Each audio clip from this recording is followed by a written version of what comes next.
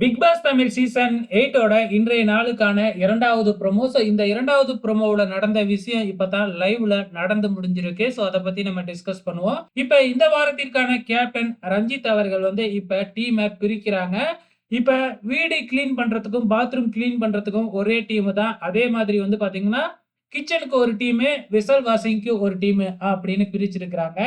எப்பயுமே கிச்சனுக்கு 5 பேரு, வெசல் வாஷிங்க்கு 5 பேரு, மீதி இருக்கிற 4 பேர் கிளீனிங் டீமுக்கு ரஞ்சித் சார் போட்டிருக்கிறாரு. இப்ப அருண் எழுந்திருச்சு கிச்சன் டீமுக்கு 5 பேர் தேவையில்ல, 4 பேர் இருந்தாவே போதும் அப்படின்னு ஆர்கியூ பண்றாப்ல.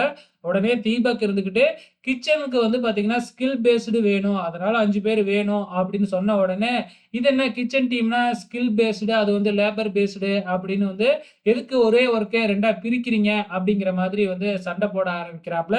இதுதான் அருணுக்கும் தீபக்கும் இடையே பயங்கரமான வாக்குவாதம், ஒரு சண்டை ரேஞ்சுக்கு போயிடுது. இப்படி சண்டை நடந்துகிட்டு இருக்கிறப்ப நம்ம கேப்டன் அத வேடிக்கை பார்த்துக்கிட்டு இருந்ததுனால, தர்சிகா நேரா போயிட்டு ஒரு முட்டைய எடுத்துடுறாங்க. அதாவது இந்த முறை பார்த்தீங்கன்னா 3 முட்டை குடுத்துருக்காங்க.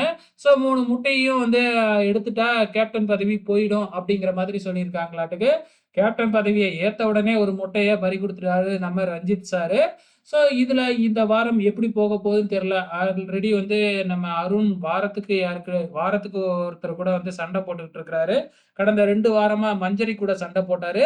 இந்த வாரம் தீபக் கூட சண்டை போட போறாரு அப்படிங்கிறது நல்லா தெள்ளத் தெளிவா தெரியுது. பொறுத்திருந்து பார்க்கலாம்.